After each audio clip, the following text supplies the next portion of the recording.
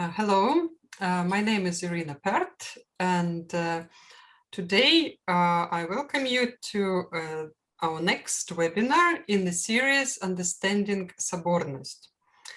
These seminars are hosted by the School of Theology and Religious Studies at the University of Tarty, and this is a part of the research project Orthodoxy as Solidarity, which is hosted at the University of Tarty and funded by the Estonian Research Council. So I would like to welcome our speaker today, Professor Thomas Bremer, and Andrey Shishkov, who is the co-host of this webinar, is going to introduce him. Thank you, Irina. Hello, dear colleagues. I'm glad to introduce our speaker. Thomas Bremer is a professor of Ecumenical Theology, Eastern Church Studies and Peace Studies at Münster University, Germany. His areas of interest are history of Orthodoxy in Russia and in the Balkans, the impact of religion on political processes, and the theory of ecumenical processes. Professor Bremer's publications include a dozen books and many articles. Among them is his introduction to Russian church history, which has been translated into 5 languages. The English edition is called Cross and Kremlin. And also the edited volume, very important churches in the Ukrainian crisis. Also, he is a co-editor of the journal Una Sancta. Our seminar today will not be about ecclesiological theory, as all previous seminars have been, but about practice. Professor Bremer will speak about the Sabori system in Serbian Orthodoxy in the 19th century. Please, Professor Bremer, you have the floor. And you can switch on your presentation. Yeah, thank you very much. Hello to everybody.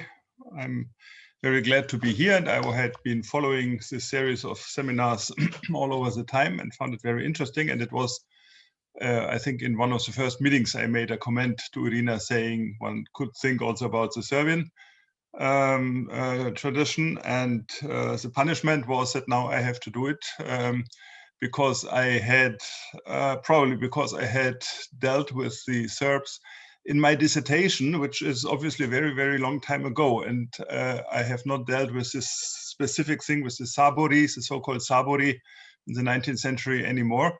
So I had to dig it up, and what I of course I did not and could not do any more or any new research on that. I'm just presenting some aspects which I think can be interesting for the as Andrey just said, as a matter of fact of history, and also which could fit into the ideas which we speak about in this webinars.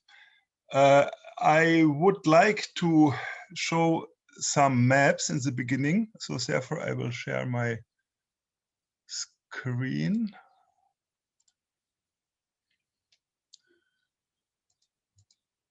Okay, this is not a map. The first point I want to make is the idea of Sabori, of meetings, of councils. They call it, actually, it's interesting, the Austrian authorities called it with the German word Kongress, so congresses. This was important for the Serbian Orthodox or Orthodox Serbian population in the Habsburg Empire, and especially in the part of the empire which was Hungary. So the Habsburg, especially after 1868, made a very clear distinction between what is Hungary and what is Austria, and what I'm talking about mostly relates to the Hungarian part of the empire. So we are speaking, and I will be speaking frequently about the Hungarian Serbs, meaning Serbs who lived in the Hungarian part of the Austro-Hungarian Empire. How did Serbs come to Hungary?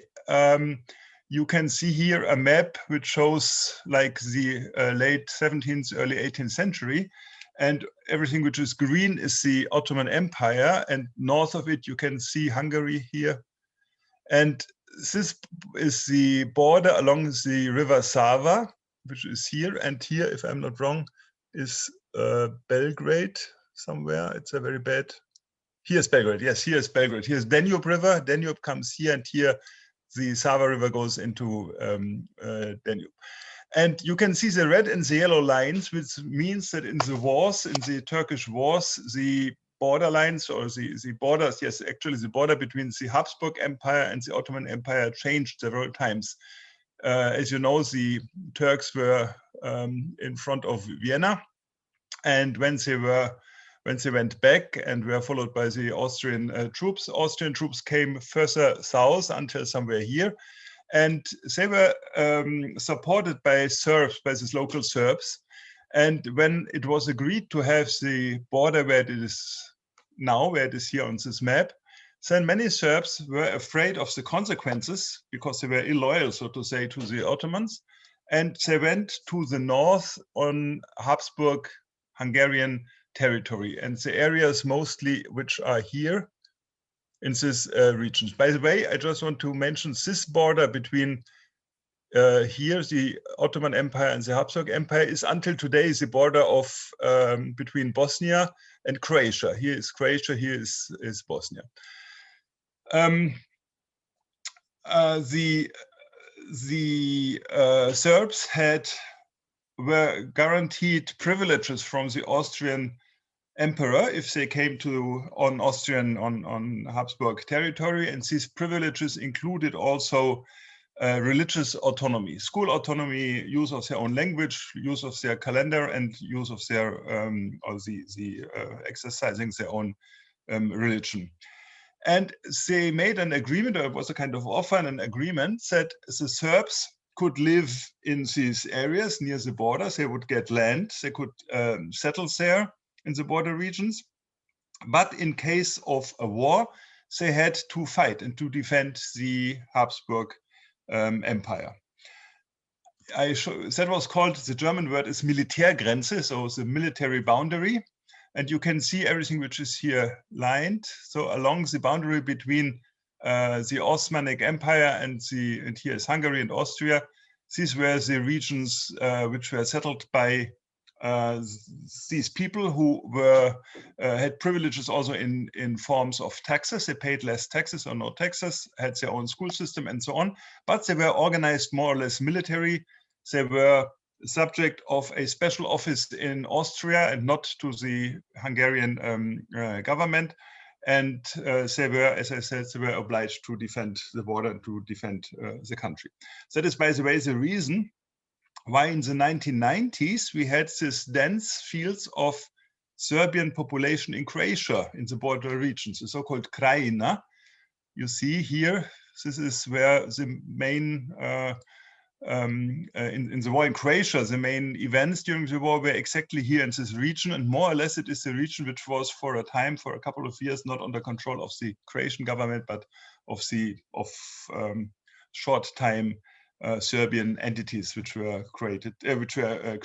Krajina, most of you will understand, the word means something like border region, and therefore that is the Vojna Krajina, the military border region, Militärgrenze, the frontier, as you would probably say in English.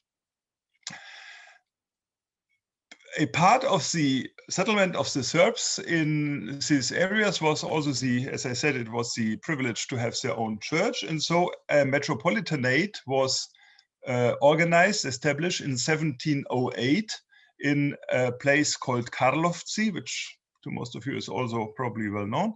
And it had the metropolitanate, and it had in the end 8 or 9 sometimes eparchies.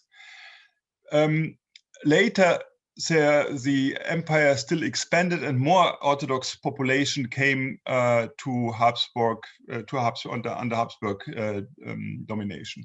I have here, you can see here, the red line here is the border of the Habsburg Empire in 1918.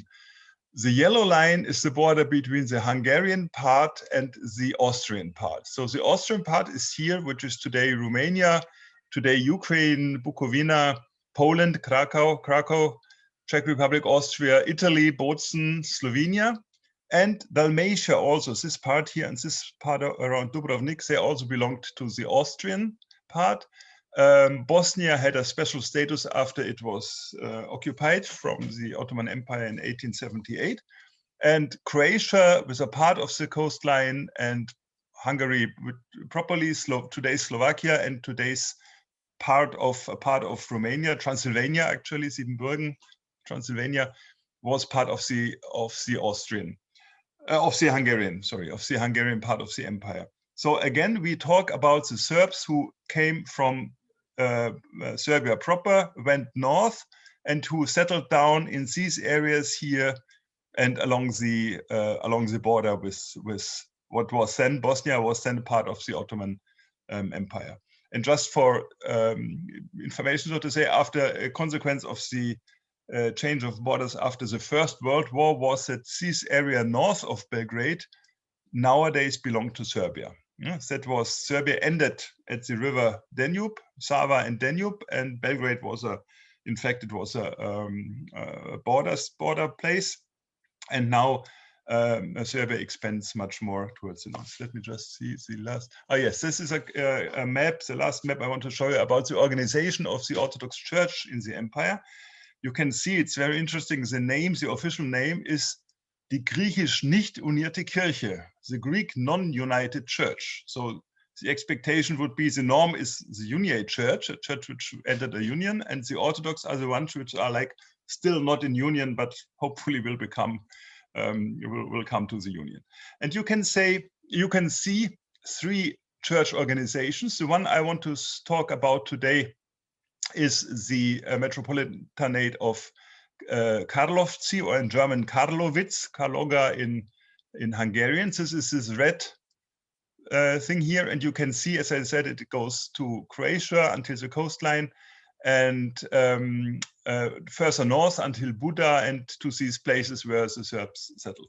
Later, from this church organization was split in 1867 a Romanian church, which had three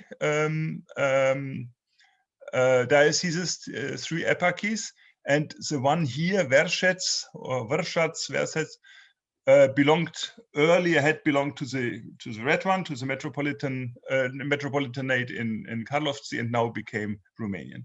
And interestingly enough, the third was founded much later. It is Chernivtsi today, which is in Ukraine, and it was one church province together with Zadar, today in Croatia, here at the coast, and with Kataro is the Italian word Kotor, which is today in Montenegro.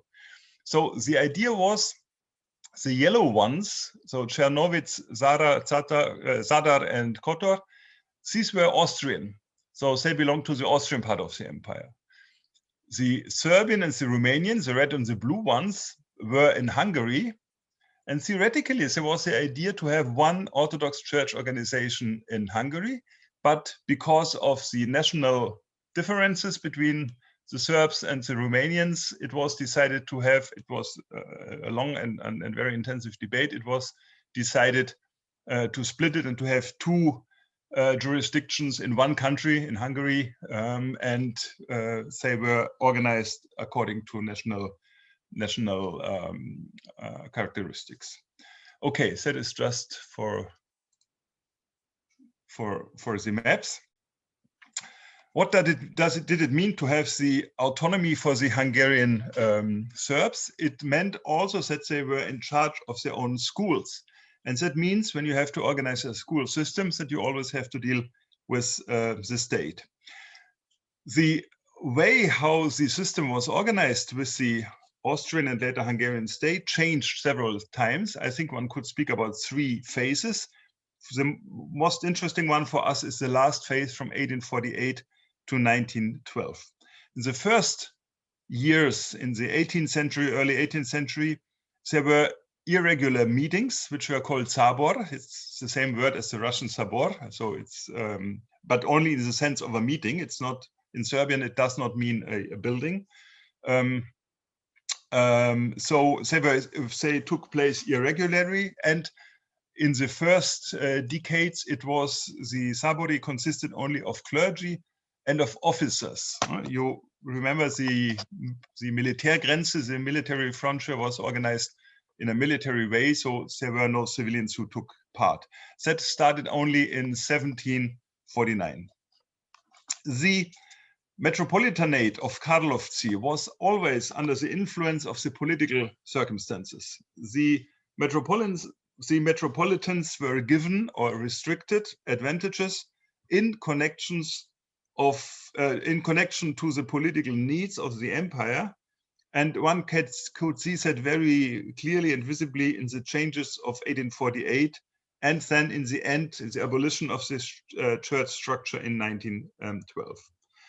Also, I just mentioned it, the extent of the jurisdiction was changed several times according to the needs of the state. And the most important of these changes of jurisdiction is that foundation of a Romanian metropolitanate in Transylvania in 1865. So it's very interesting because it, as I just mentioned, it left the principle of having one jurisdiction in Hungary, and they created two, and one of the most important people in this was the famous Metropolitan Andrey Shaguna, very famous Romanian church person in the 19th century, who achieved, so to say, who got these privileges for the Romanians and could organize his Romanian Orthodox Church, also with a very high degree of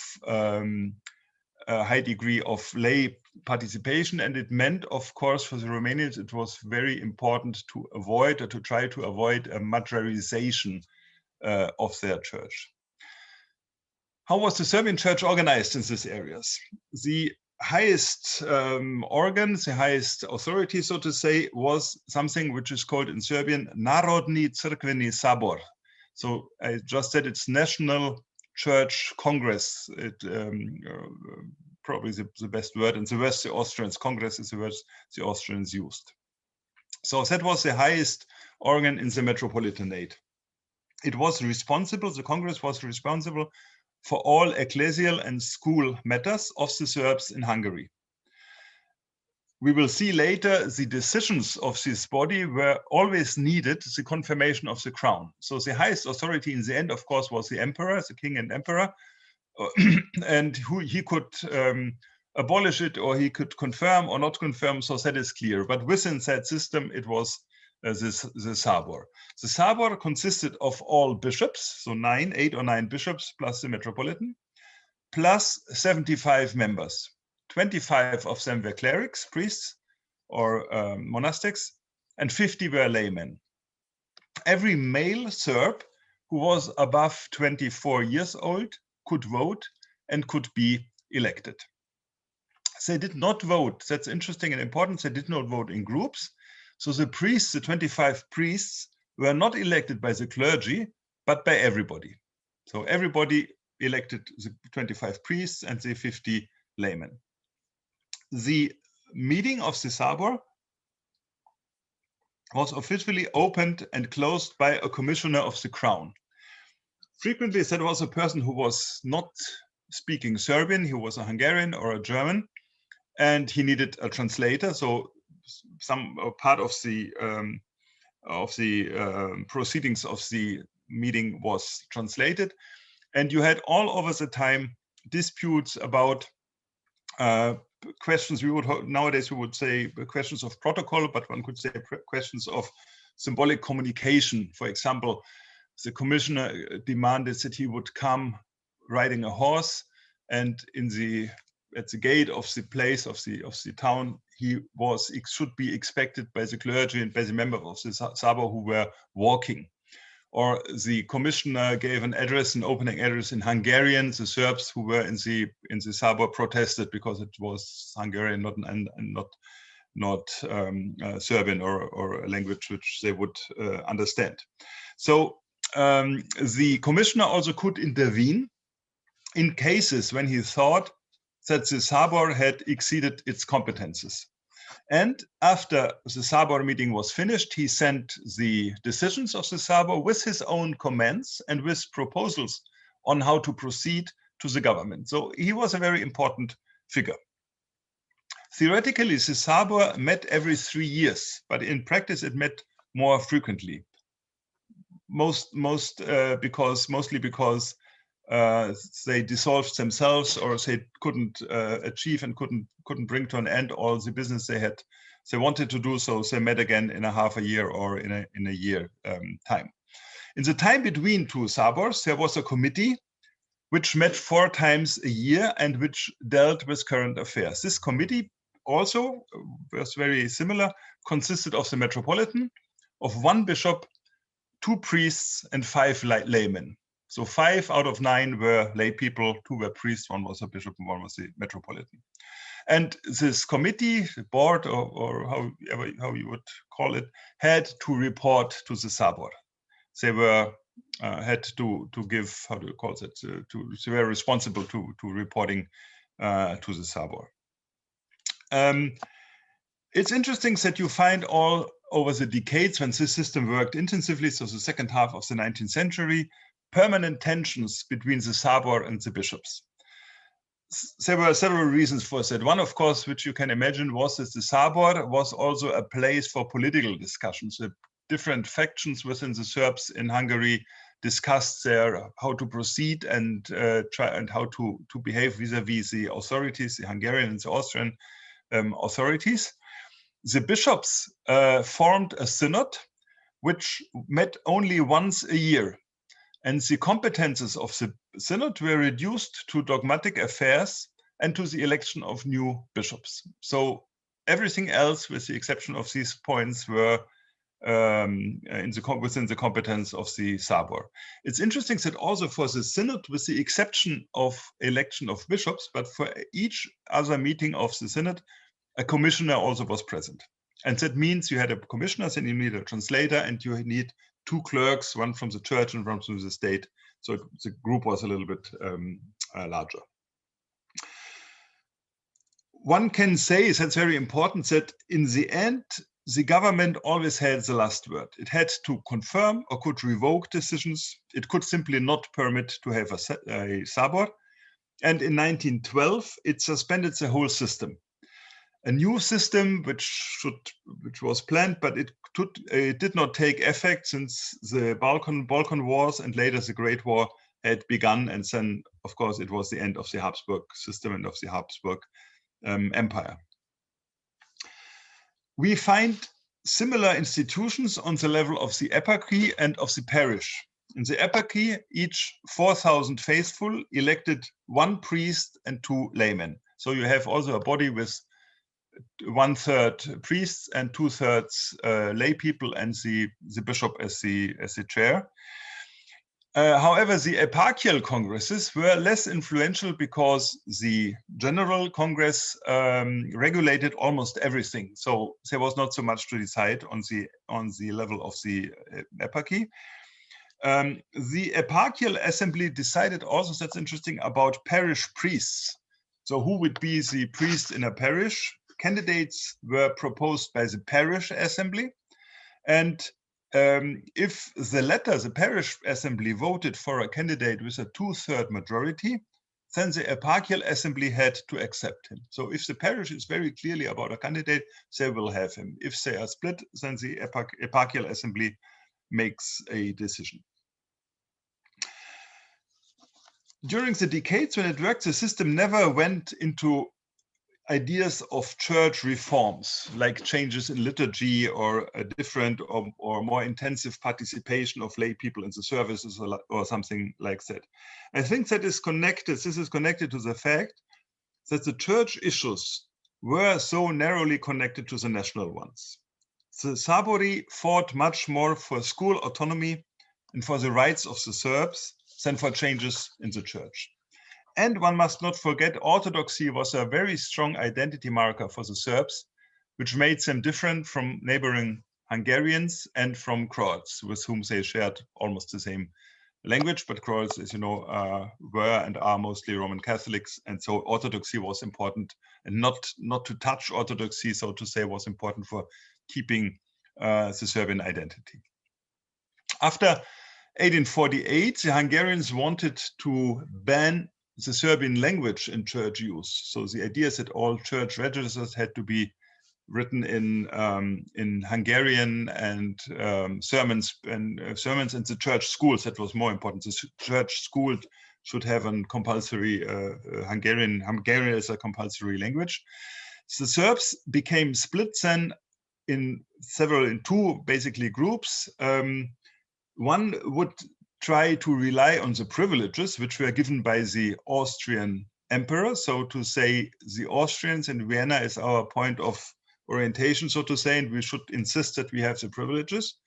And the others, the so-called liberals in the sense of a political group, wanted or tried to rely more on the Hungarians and to come to a compromise with the Hungarian authorities and the Hungarian government.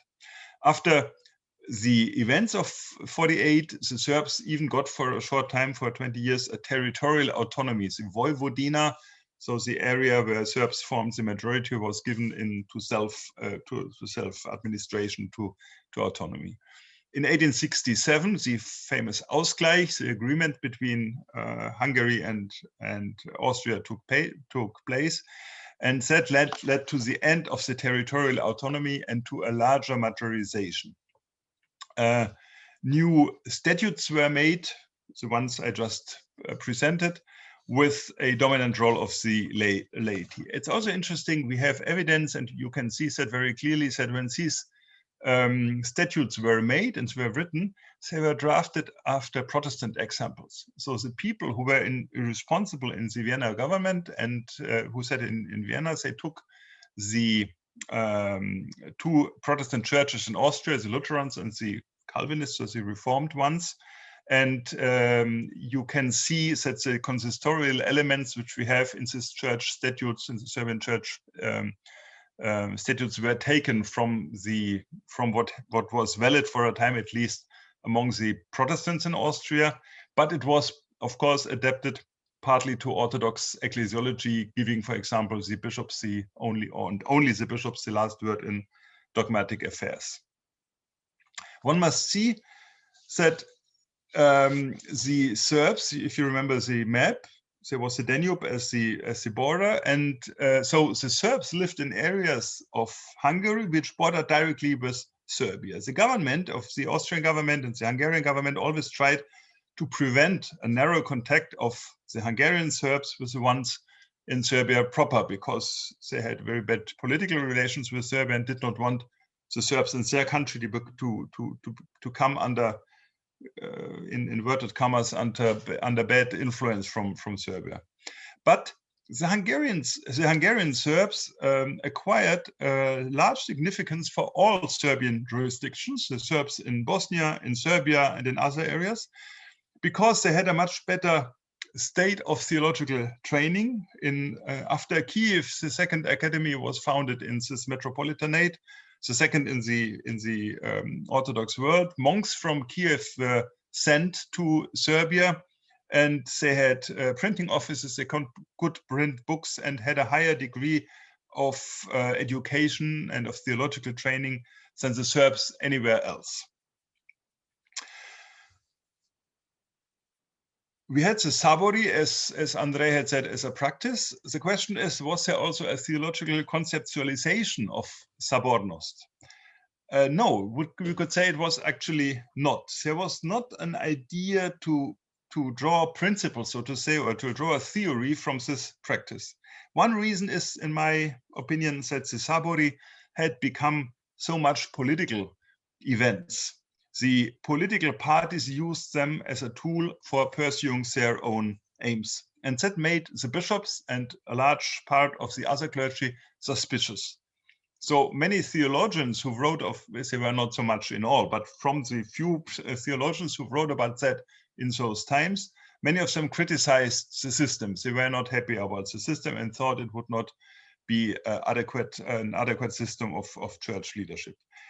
Therefore, we have hardly any adaptation or any conceptualization of the Sabori into a theological system.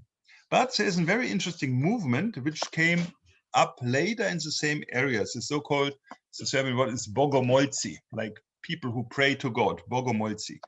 This was a spiritual movement, And it was very obviously influenced by a Protestant group, a Protestant sect, which came from Switzerland to the area, the so-called Nazarenes. And you can read, when you read the church journals and publications of those times, that Orthodox priests do not know what to do with them, how to act with them. Of course, as long as the Nazarenes were in their own group and Swiss groups or Hungarian speaking, and so it was not a problem, but they also influenced Serbian Orthodox parishes, and that resulted in, I said, it's a spiritual movement in things like meetings in Sunday afternoon, reading the Bible, singing pious songs, and so on, and discussing items of faith. And the church was in the beginning very reluctant. The Bogomolci became very, very important between the two world wars, then already in the United Serbian Church, united meaning all the former jurisdictions in one. Now, after the establishment of Yugoslavia, the Serbs in Vojvodina and the Serbs in Serbia belonged to one church.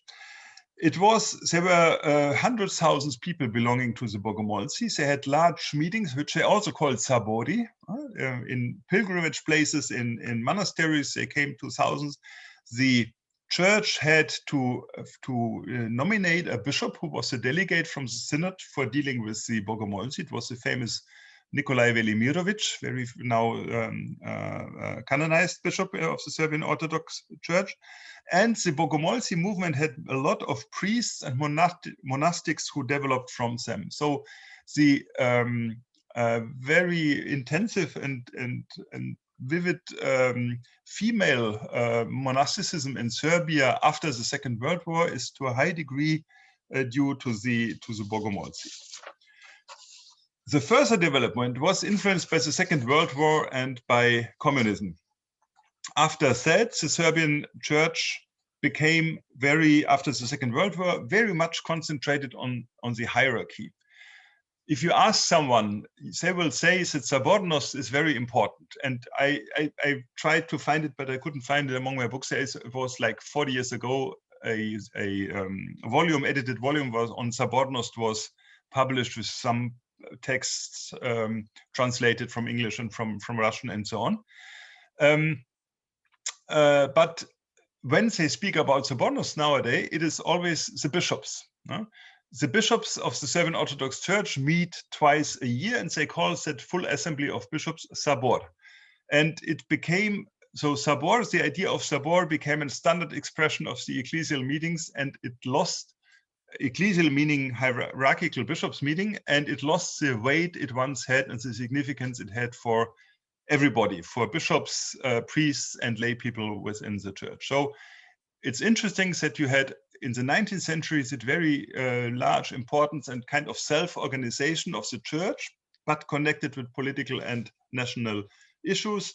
But it somehow disappeared then in the 20th century and after the unification of the Serbian jurisdictions.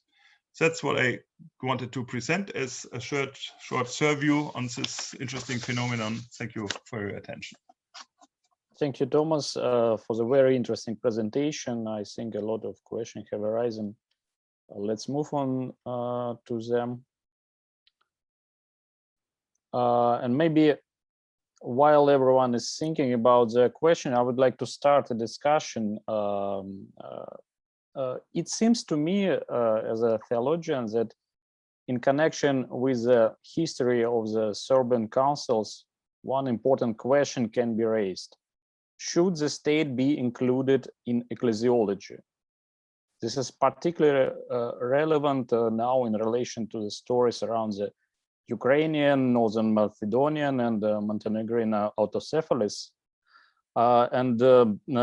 Since the time of the Roman Emperor Constantine, political power has been an important actor in the organization and management of church structures. The history of the proclamation of autocephaly in the Balkans in 10th and 13th centuries is also linked to politics. Bulgarian and Serbian rulers became initiators of the establishment of autocephalous churches in their countries. For example, the Council of Moscow, which in 14 and 48 elected Metropolitan John as head of the Russian Church, and in fact declared autocephaly of this local church, was convened by Grand Duke Vasily II and took place with his participation. And also all contemporary autocephalies were proclaimed either with the direct participation of the political power or with its active support. For example, Greece, Romanian, Bulgarian, Georgian autocephaly, and so on. And the last in the contemporary story of Orthodox Church of Ukraine started with an appeal of Ukrainian Parliament, Verkhovная Rada, to Ecumenical Patriarch. At the same time, we keep hearing from official representatives of the Russian Orthodox Church about the inadmissibility of state interference in matters such as granting of autocephaly, and this was said in relation with Ukraine. And this correlates well with ecclesiological theories of councils and conciliarity, which have been discussed, for example, in previous seminars. They talk about the pure churchness, which draws a clear line between church and state. And we see that the state as an ecclesial actor is not taking in account in any way. It is, if it remains in the shadows.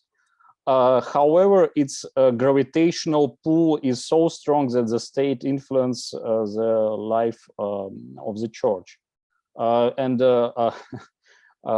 The metaphor of a black hole, which cannot be detected until a star is shallowed up into it, can be applied to the state. And as astronomers find a black hole either by an accretion disk, a spiral through which the luminous matter of a star flows, or by an explosion if the matter falls into the black hole too quickly. So in ecclesiology, the state is found when there is an explosion. But the question remains, how do we account for the state in ecclesiological theory? Thank you. Do we expect now an answer from me? Well, you asked, the first question you asked was should the state mingle into ecclesiology? And I think, but you said it by your examples by yourself. It does, as a matter of fact, it does. And it does not make sense for us to talk normative, because it's a matter of fact. By the way, when we speak about the Austrian, or given that we spoke about the Austrian example, the Austrian state did it also towards the Catholic Church. The Austrian emperors, until the First World War, had the right and reserved for themselves the right to veto, which would be completely impossible nowadays, to veto the election of a pope. And they did that in the early 20th century. I think it was Leo XIII or so who was elected only because the Austrian Empire, via the Vienna Cardinal, vetoed another candidate. So we have that in church structures very well, and we have in the Catholic Church, also Protestant churches much more, and also in the Orthodox Church. So I would want to say it's an Orthodox phenomenon, and everybody else is not connected to that, but it is a matter of fact. I would say simply. Whether we like it or not, we can say it's a bad decision. You know, the theory, it was much better in the first 2 or 3 centuries before we had that, and so on. But nowadays, yes, yeah. Yes. Thank you, Sebastian. Please, your question. Thank you. I have some workers in the background, so maybe it will be loud, but I hope not. Thank you very much for the presentation. It's a very interesting phenomenon, and it reminds me, just as Andrey said, it reminds me of the Sabori of the Russian Orthodox Church before Peter the Great. They were also the same kind of Sabor, but obviously not in such a modern context. did the Austro-Hungarian Empire kind of try to stay within the pre-modern framework when organizing these things? Can you say that? And whereas the Russian Empire had Peter, and Peter had modernized everything, is that possible to say it like that? I'm not so sure, because it seems to me it was maybe just the other way around. They wanted to be modern and not pre-modern. They wanted to be modern by organizing a kind of perfect state, and that means to integrate also church or all kind of religion into the state. So I wouldn't say it is the relict of a pre-modern thing, but it's rather an attempt to make a modern state. And I would, if I may, I would add two things. One, which is very interesting. The Austrians occupied in 1878 Bosnia, and that means they had like 1.5 million or so Muslims in their country. And so also they wanted to organize the Islam, which now belonged to organize Islam, and they made a kind of Islamic church. They founded, the authorities founded an organization, a highest body. They urged the imams to come together to elect someone, and so on and so on. And they have an Islam Gesetz, a law on Islam from, I think it's from 1908 and 1910, which is valid until today. And when we have in Germany large problems to organize, probably that we have in schools religious education organized by the churches, and because we have so many Muslims, they also have the right of having a religious education. But the problem is the state does not have a partner because we have so many different mosques and mosque associations and so on. In Austria, it works very well because they have still the old institution which they created for Bosnia, and now for the migrant workers and the migrants they can do it very well. And the second point, I just wanted to come back for a second to Andrey's first remark. When we think about it, when we reflect upon the Austrian example, yes, of course, it's a state, but we must have in mind the very important role of the nation, of the Serbian nation. It's a nation which is not, the idea was a nation state in the 19th century, and they tried to found it and to establish such state and so on. But when you have a conflict or a kind of non-congruence between state and nation, then the situation is different. Yes, thank you. The next question, Anastasia, and then Alison. My question sort of has like two angles. One is the historical angle. And from the historical perspective, when I was listening to your presentation, the way the Sabori were organized sounded a lot like the ecumenical councils were organized in the Roman Empire. Well, we call them ecumenical councils now, but any councils were organized in the Roman Empire. And the role that the state played very much sounded like the role that imperial envoys played. And interestingly, I'm familiar a little bit with the organization of Romanian Byzantine Catholic Church at the same time as you were covering at the end of the 19th, beginning of the 20th century. It was basically the same system. Also, relatively dictated by the state. As far as I understand, and maybe you can clarify that, the lay participation was actually dictated by the state and required by the state. It wasn't some kind of just ecclesiological decision based on something. That's my historical part of the question is, and I'll ask the second part later, whether the lay participation was the idea taken from the state or required by the state?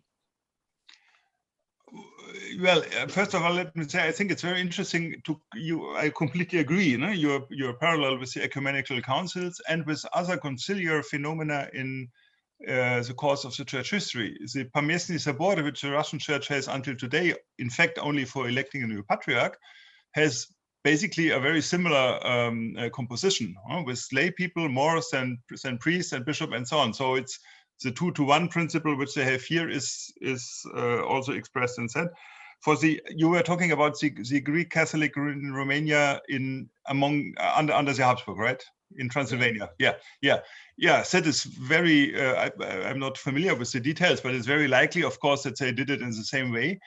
And I would say for the Serbs, there was no like consciousness, we are lay people faithful and we have the right to administer our church and so on, but it was rather it was impossible to make a distinction between a person as a Orthodox faithful and a member of the Serbian nation. No? So it was called Crkveno-Narodni Sabor, Church National Congress, and it was split together. So the independence of, or the kind of autonomy for the Serbs means autonomy for Serbian culture, for Serbian consciousness, for Serbian religion, for Serbian school, and so on. You cannot split that, no? But there was no, that was when you brought your question to a point in the end, there was no ecclesiological idea of we have to include the lay people as lay people. Thank you. Alison, please, your question. Rather than the comparison with the Byzantine Empire, the way you described the Sabori reminded me of the relationship between the Anglican Church and the British Parliament, certainly in the kind of earlier centuries, in the sense of the Parliament almost being a kind of a lay body that did have kind of powers over the Church.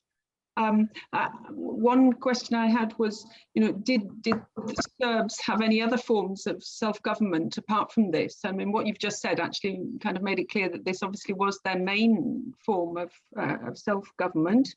I also wondered whether the Serbian kind of practice of the Sabors and the participation of the laity in particular, did this influence those who were preparing for the Moscow Sabor of 1917 to 18 and the kind of rise of ideas about Sabornost in Russia? So for the first question, I think that no, there were actually the Sabori were the national and political and ecclesial representation of the Serbs in the empire. Always, of course, under the perspective, it was privileges. It was given to them. There was never, from the point of the view of the government, there was never the idea, say, here we have to give them a kind of representation, but it was given and could be taken away. So when I say political representation, it's not in the modern or in a democratic sense, but in a sense, that's what they could do. That's how they could express themselves. For your second question, I'm not informed, and I doubt actually that there was influence from that side to the people who were like in 1905 or so interested in the Russian. The Russians, as far as I see, had much more interest in the Serbs in Serbia and the Kingdom of Serbia. So because these ones were in a very distant provincial district of Austria, and the proper Serbs, so to say, were the ones who were in Serbia and who did not have that system. Thank you. Paul, please, your question.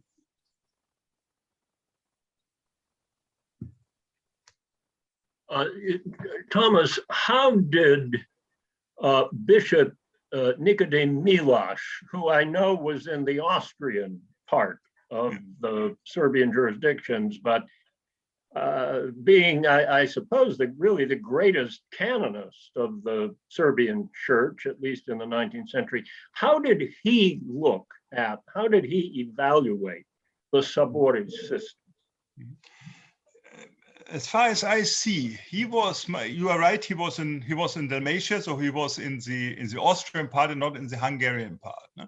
His writings are mostly concerning canon law, and he gives like a general evaluation, a general perspective of canon law. And he wrote a lot, which is not so well known, about the church history of the Orthodox in Dalmatia, in these areas where he was the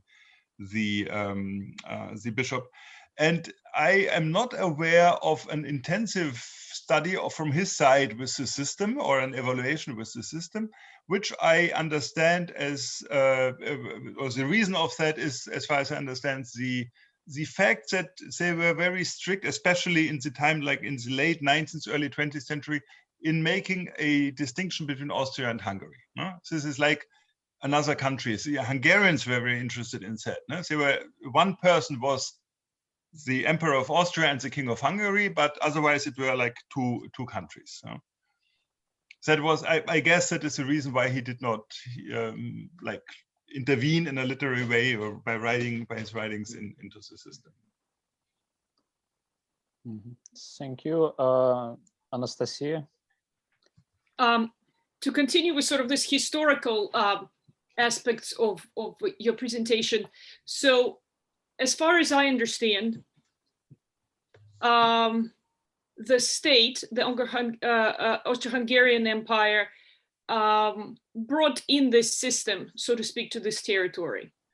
And it required some kind of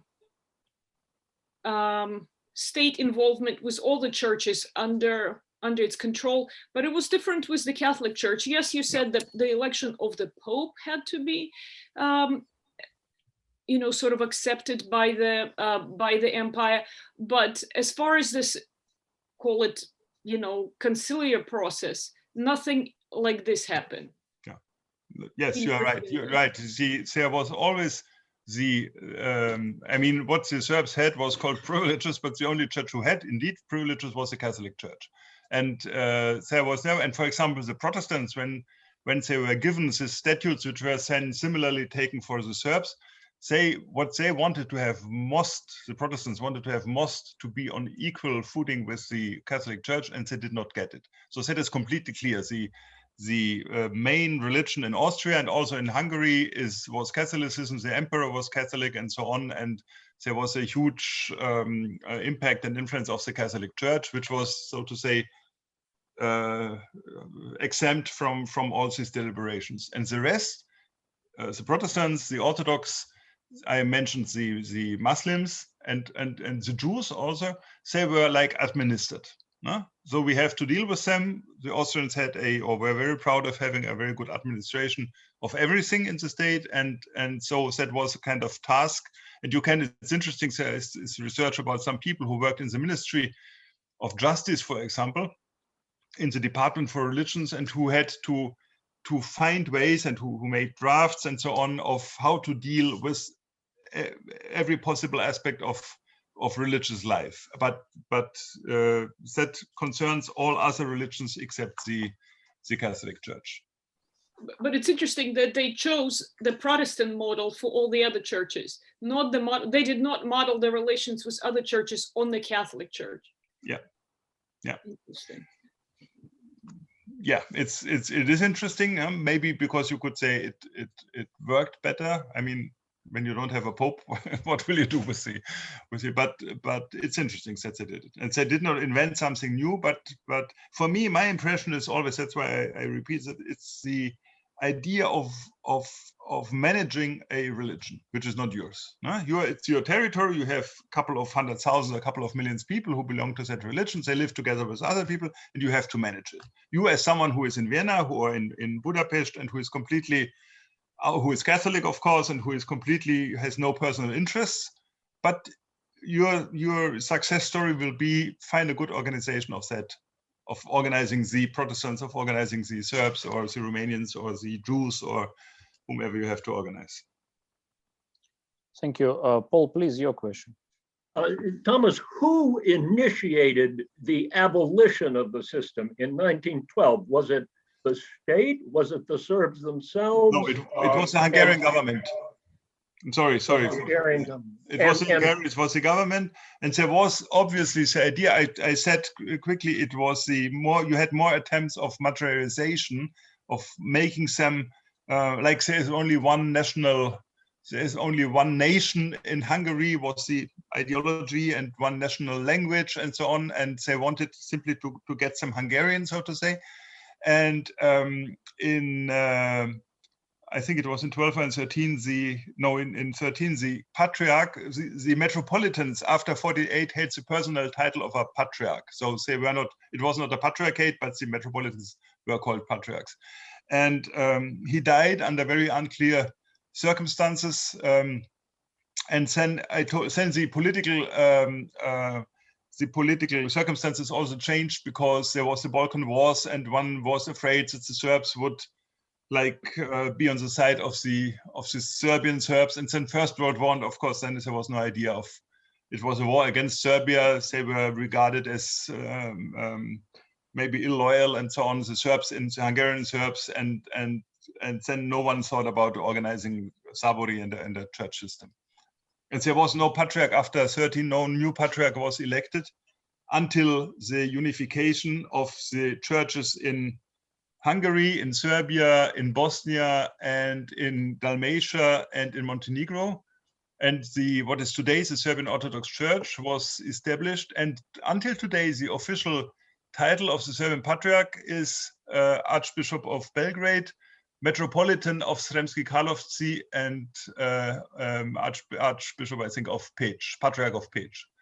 So it's still a part of because they take or they draw their tradition from these three sources. Thank you. Any questions? Irina. I just wanted to make some comments regarding this kind of exchange between this Serbian practice and Russian interest in Sabor and Saborность. I'm sure I've seen it in the предсоборное присутствие, the pre-conciliar commission, some references to this Serbian practice, but I cannot tell for sure which one they meant, but they certainly knew about it, and they've used it as one of the arguments about the necessity and how good it is, etc.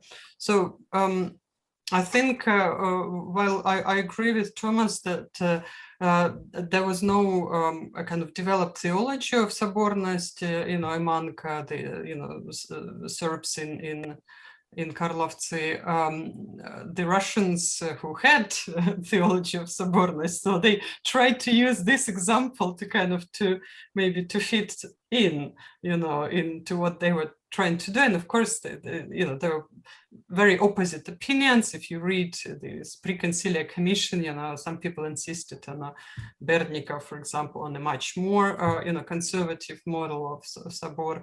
But I will check who was bringing these examples, and also I've seen it elsewhere. So I think there was interest in the practice, but again, it's so confusing because, as you said, there were, of course, different Serbian churches, and the Russians who were, of course, interested in helping these brother Slavs, so they were mainly looking at the Ottoman Empire, so they were not interested so much in this Austro-Hungarian Empire. So I think it's very fascinating what you've presented, and there are some really interesting works coming from the historians of this region, especially those who look at the so-called national indifference problem. So I'm kind of curious about to what extent these Sabori were actually helping people kind of to organize themselves around this idea of nation. So I don't know, like to what extent, for example, these Serbs in Hungarian part of the empire, to what extent they were monolingual, or were they bilingual? Did they actually did some of them learn Hungarian or German or both? And do you know anything about this language issue? Well, I do not have like statistics, but I can see from, as far as I remember from my sources, mostly, of course, people who live in the villages, who were simple peasants and farmers, of course, they spoke Serbian and nothing else, right? And they didn't need anything else. You could do it. And as I said, the church did run the schools, so they could then have school in Serbian. If you wanted to make a career or to become to have a better position, then you had to learn one of the two languages. I know that there were a couple of people who spoke better German than Hungarian. So the ones who relied more to Vienna, so to say, than to Budapest for them German was more obvious. And but there were also people who did speak, who worked in Budapest and who did speak Hungarian. And I know, as I mentioned that, I think shortly in my presentation, said for some of the meetings they needed interpreters. So the Austrians had sometimes the commissioners were frequently like retired generals or people from the nobility, noble people, and they were frequently, for example, Croats who spoke Croatian, and since they spoke it and the others would understand that what was fine. But if it was someone who was German or Hungarian, then there could be an issue. But you could not say, I think I'm quite sure you could not say that they were generally bilingual. Mm-hmm. Thank you. The next question, Heather Coleman, please.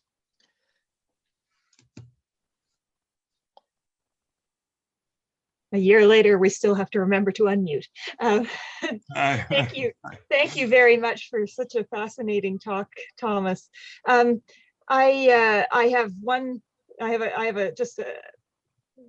must have missed it, but can you? I have just a little technical question, which is, so when did this system of Sabori begin? Well, it had, yes, I'm unmuted.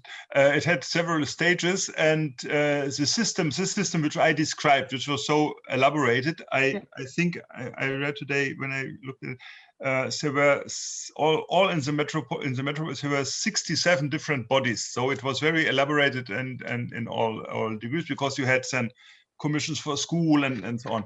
This was in the second half of the 19th century. So it was more 1848 and then 1868, and then it was amended and adapted a couple of times. But they had already in the 18th century, the first in 1749, I think it was, and they had earlier already Sabori, but then there was, and that was in the first time, I didn't mention that, it was most exclusively or mostly consisting of officers. The lay people were officers from the Militärgrenze. And only in the 19th century, the Militärgrenze did not play a role anymore. It was not important anymore because there was no direct military threat from the Ottoman Empire.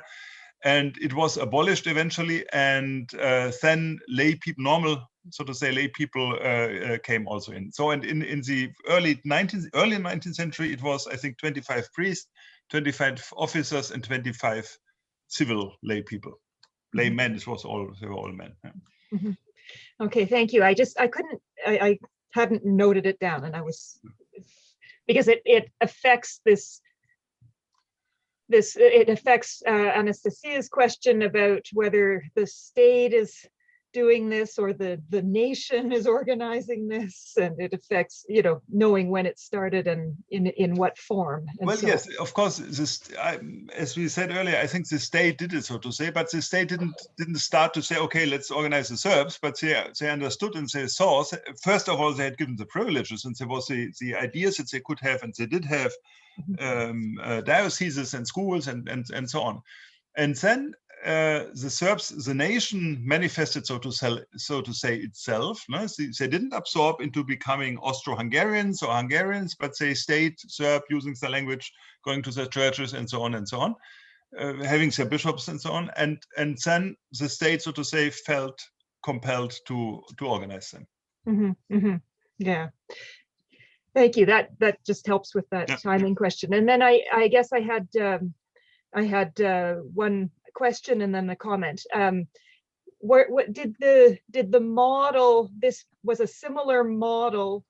Did a similar model exist, for example, for the church in Bukovina, and in Chernivtsi, or were they affected by this practice that the Serbs? Were other Orthodox within the Austrian Empire affected by the practices of the Serbs? Most of all, and that was very late, then of course, most of all in Bosnia. But Bosnia came to Austria, and it was annexed only in 1908. It was occupied in 1878. So it was already, so to say, towards the end. But you can see connections between the Bosnian Serbs and the Serbs in Serbia and the Serbs in Hungary. The Romanians who managed to split off it was very interesting because they had their own kind of autonomy. And as far as I see, for example, they had the meetings without a commissioner. So they were more independent than the Serbs were. I didn't study that properly and not for the last time, but I'm quite sure it could, or I think it could be, and I'm quite sure it is a consequence of the fact that the Serbs were regarded as not so reliable. No? You have better take care for them because they were, you must see, it's a relatively small group of a couple of 100,000 people, and you have like 5 million on the other side of the river. Who are in an enemy state, more or less, and therefore it was, and who eventually, according to the Austrians, killed the prince in Sarajevo, and so on and so on. So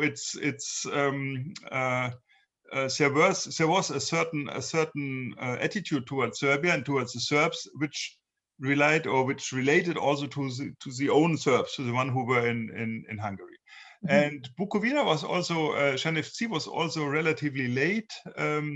Introduced. And the interesting thing is here that the Austrians were interested in, they founded the faculty of theology, and there was a person, Čishman, who was in the Ministry of Justice I just mentioned, and he was partly responsible for that, and he more or less he succeeded with the help of the minister and so on, to organize a faculty of Orthodox theology in Černovci.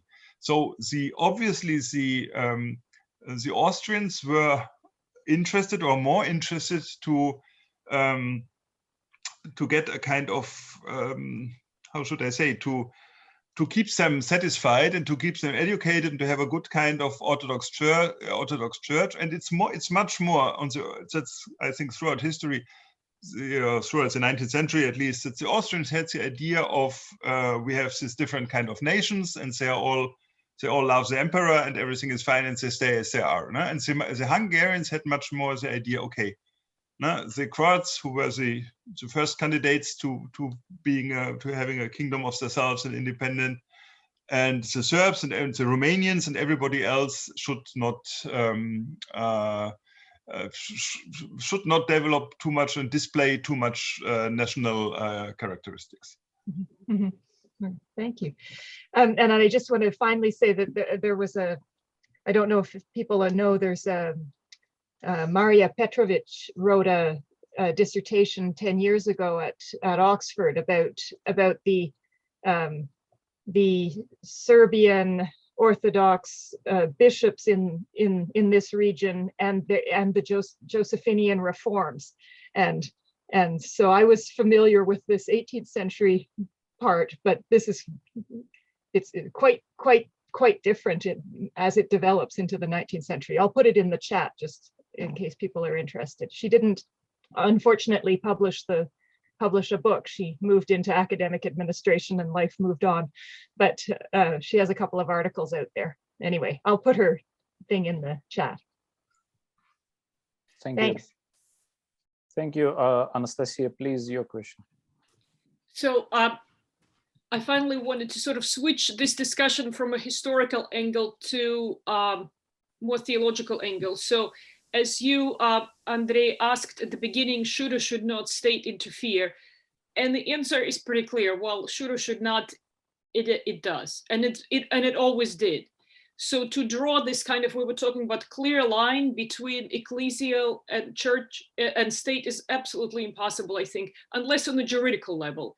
Juridically, we can separate state and church and state, right? But not on the state or on the level of influence. So the question then, it's not should or should not they work together one way or another, but how?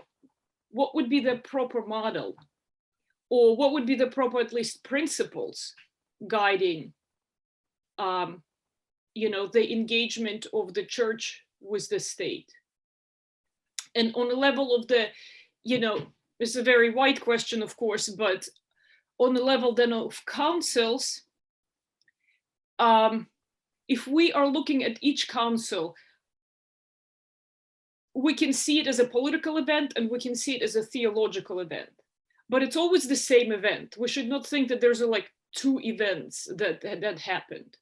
It's always the same event that has just two different implications. Think of any council, Vatican II, for example, or any Catholic councils.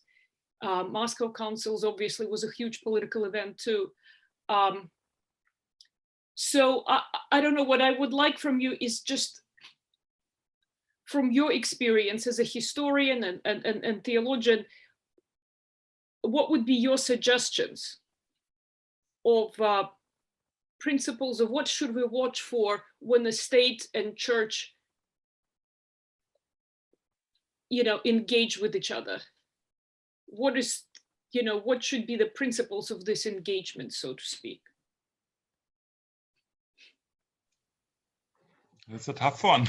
I think there cannot be general principles, because you have also different kinds of churches who would have different approaches toward the state, and the respective approaches of the churches change over time. I'm Roman Catholic, so I look at my tradition, and you can find very easily 150 years ago statements about how bad democracy is, papal statements, how bad democracy is, and pestilentissimus error, so the most pestilent error you can imagine, that was said, and said you must not touch the structures of as everything is built, and so on and so on. And nowadays you will find appraisal of democracy and human rights was more or less an invention of the Catholic Church, and so on. So these, what I want to say is, these attitudes changed and change and do change in all churches, and the same is, and the other point is what I mentioned. You have churches which are very much linked and connected and interested in that link to the respective state, and others who more or less do not care. And a third point, which I mentioned before, is, and with someone else also mentioned, is the interesting thing is, nowadays we can not only speak about church and state, but we have to take into account also the notion of the nation. Because if I look here in Germany at the Orthodox Church, we have 3 bishops who are in communion, who were before Ukraine, before 2 years ago, they were in communion with each other, and they are Metropolitan of Berlin and all Germany. So if I was Orthodox here, the question, who is my bishop, would depend of my nationality. And my neighbor who is also Orthodox would have a different bishop, and so on. So there is a large problem, and that is not connected to the Orthodox Church can have good or bad or any kind of connection with the German state, but that is a completely different, but even also very, very important points. The nation, the many members of many churches define themselves according to the nation. And by the way, it's always for me important for me to repeat this, is not an Orthodox privilege, because the Catholics in Poland, in Croatia, in Ireland, we have very similar phenomena, and you can have it also for Protestants. If you look at the key and crucial importance of the Calvinist faith for the upcoming of the Dutch nation. So there is no general answer. How should it be? And I said in my first reaction to Andrey, I said it doesn't make sense I think it doesn't make sense to speak normatively, like to say it should be like this and the norm should be like this, because in each situation, in each circumstances, each church has to see and to decide or to act according to what the respective church regards as good or as good and correct. Yes, thank you. Father Andrew, please, your question or comment. I was going to make it after Thomas's paper, but then the discussion moved on. But Anastasia's comments brought it back again. There's a more cynical way of putting this, which is that the state will be if the state is interested in what the church is doing, then it will make sure either that it controls it or it influences it. If it's not interested, it'll give it freedom. And this is what's happened in England. I mean, what is often presented as a great movement in England, whereby the Church of England has become free of the state and controls its own liturgy, controls its own procedures. That's only because the Church doesn't care. I mean, the state doesn't care what they do. It's just not interested, and so they can be as free as they like. And I think that there, I could think of other examples where what we're talking about, we tend to church historians to talk about it in terms of church history, but I think often what's happening is happening because of the standing of the church in the mind of the political authorities. That's all. Yeah, but if I may, yes, but also this attitude of the state, I agree. The state is not interested, but the state is not interested because it knows or it can rely that nothing, let's call it nothing bad will happen. The state, the English state or the German or any state is much more interested, for example, in Islam, because they are afraid that there might something happen and so on. If they were completely sure that no Muslim will do any harm, they also would not be interested. If they would perceive now that the Anglican Church could do anything which is not desirable, they would become interested again. So it could change. It can change. For the time being, they're not interested. Yeah.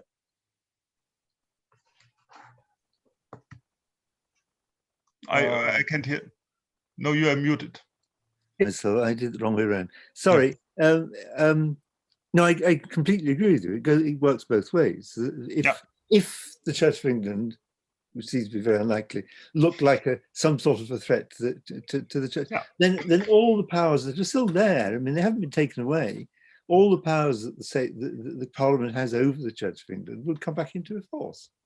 But at the moment, they don't care. So but what now comes to my mind is interesting.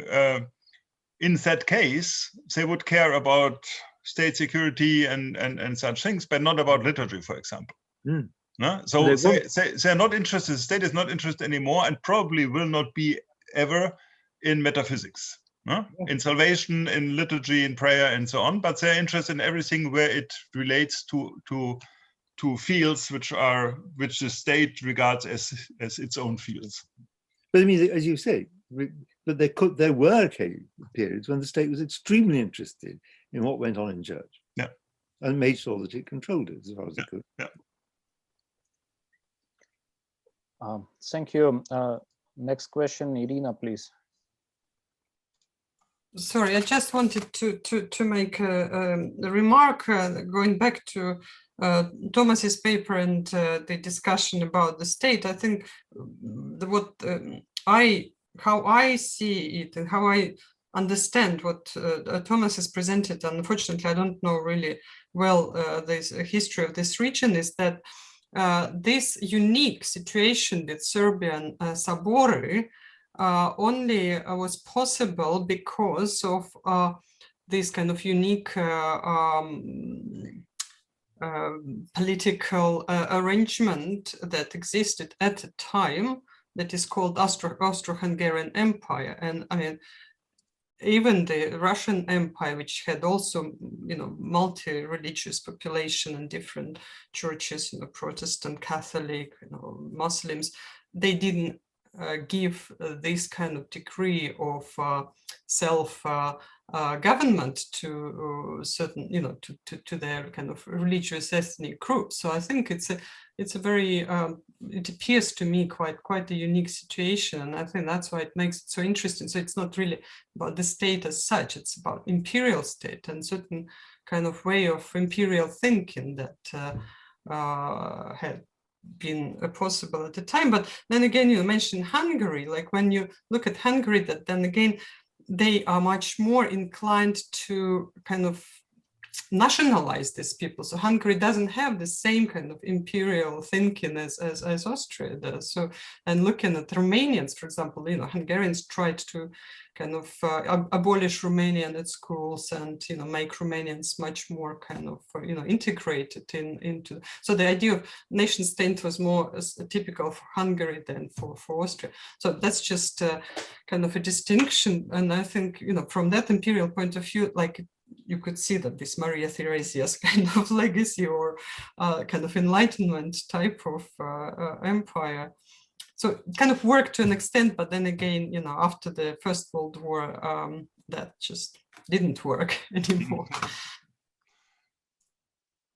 Yes, I agree. And there are different kinds of empires. Not every empire is the same kind of empire, and that's very. And you, for example, I would say probably I didn't think about that, but now when you could compare the Russian Empire in the 19th and early 20th until the First World War, probably better to the German Empire, which was mostly national with minorities, but they didn't care so much and so on. And the Austrian idea theoretically could be a very modern idea, no? To have, I mean, if there wasn't the empire, if there wasn't the emperor and the authority, you could say it was a kind of predecessor of the European Union, with people staying as they are, living in the same state and so on. No? So the idea was nice, but it was badly done.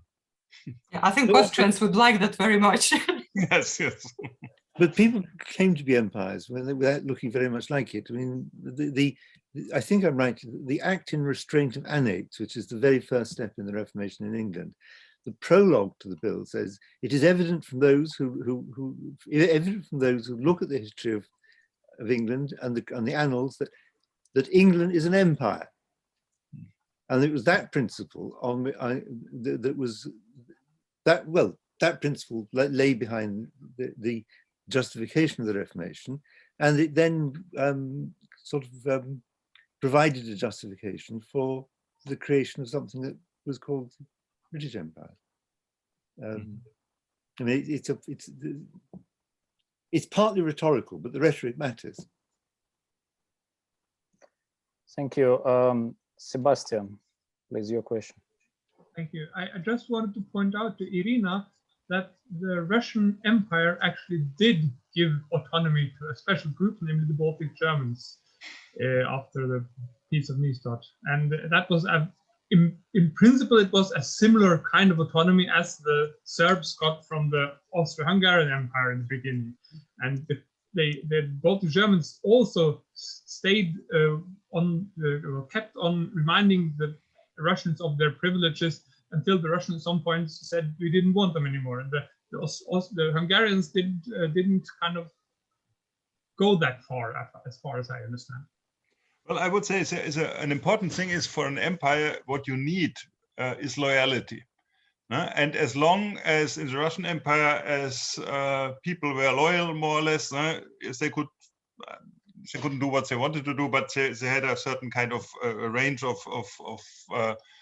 possibilities. And first, the Serbs were not regarded as loyal and as reliable. And the second thing is the strange phenomenon that you have in the Habsburg Empire. You have a kind of mini under empire, which is Hungary. That makes it probably you can compare. I mean, you cannot compare anything to anything. So as we see it here also. Thank you. I just have a very short question about the Sremski Karlovci and its role in the kind of later Orthodox history. So is it a coincidence that the Russian church abroad kind of also like takes origin from Sremski? Yes, they were. It is the same place, and they were invited and to go to Yugoslavia, which was a monarchy. The monarch was Orthodox and so on. And since the patriarch was now residing in Belgrade and the church of you had an empty patriarchate, an empty building in Sremski Karlovci. It's not so far. It's like 60 or so or 80 kilometers from Belgrade. You had a cathedral church, you had a large building and everything you needed. So it was very, very practical to go there. So they didn't have to build anything and so on. They were also present, of course, in Belgrade. They had a church and they had a culture, Ruski Dom, a house which in when I in the 80s I studied in Belgrade. I was for 1 year in Belgrade and said it was in Serbian Dom Sovietske Kulture, which was earlier the Russian Ruski Dom, and but it was very practical reasons. I mean, there was a reason why they went to Yugoslavia. but it was very practical ways they could go to Sremski Karlovci because they had all the facilities they need. Thank you. I would like to thank Professor Bremer and all of you for this fruitful discussion. I believe that an ecclesiological theory, which will include state, social institutes, and so on, could be created, but it could be a descriptive, maybe rather than normative one. I see a great potential, for example, of actor network theory here, but I agree that in each case it will describe its own network with its own particularities. With this seminar, we open the part of our cycle which will focus on the historical and contemporary practices of soborness or synodality or conciliarity. I hope that the reflection on these practices and their diversity will also be a source for the creation of new ecclesiological theories. Thank you, all of you, and thank you, Professor Bremer. And I would like to give floor to Irina's final words. Well, yes, I just also want to thank everybody for asking questions, and I have to admit that you know, we don't really know much about this part of history in that region, so I'm very grateful for Thomas to enlightening us, and yeah, so hope to see you all again at our next seminars, all the best with, you know, the rest of the semester and marking and exams and your work. So bye now. Bye. Thank you very much for your interest. Bye. Bye bye.